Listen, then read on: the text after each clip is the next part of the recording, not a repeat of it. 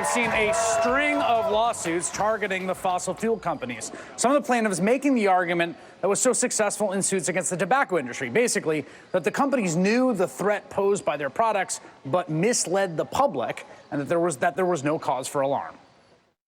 I don't believe that nicotine or our products are addictive. I believe nicotine is not addictive. I believe that nicotine is not addictive.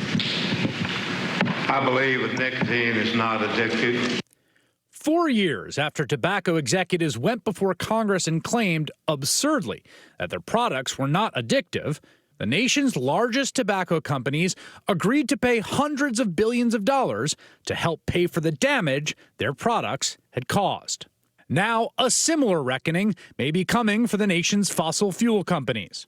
Believe it or not, the biggest oil company in the world was once a leader in climate research. In the 1970s and 1980s, Exxon had top scientists studying the possible effects of climate change.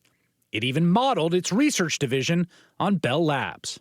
The research into climate change was not something in some remote corner of Exxon. It went from Exxon scientists at the mid-level all the way up to Exxon's top management.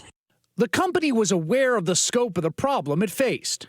One internal 1979 memo warned that present trends of fossil fuel combustion with a coal emphasis will lead to dramatic world climate changes within the next 75 years, and that CO2 buildup in the atmosphere is a worldwide problem. But then something shifted in the late 1980s when the public began taking climate change more seriously. Some experts are saying now that the whole world is heating up because of a global greenhouse effect. The problems unaddressed have the potential for turning the world into a form of chaos not greatly different from that produced by global war. That's when Exxon's public posture changed.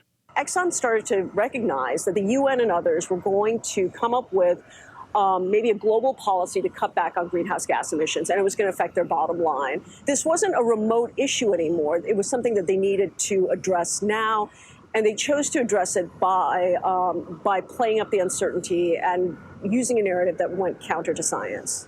Exxon started spending tens of millions of dollars to manufacture doubt about climate change. The company financing advertisements designed to look like editorials and fringe research, all meant to question the growing scientific consensus. Scientific evidence remains inconclusive as to whether human activities affect the global climate. Many scientists agree there's ample time to better understand climate systems and consider policy options. So there's simply no reason to take drastic action now. Thanks in no small part to Exxon's efforts, U.S. lawmakers did not take serious action to fight climate change. And by the year 2010, nearly half of Americans believed the threat of global warming was exaggerated. Now, a string of lawsuits is seeking to hold Exxon and other companies responsible. Last year, crab fishermen on the West Coast sued, seeking compensation for damage to crab populations caused by warming oceans.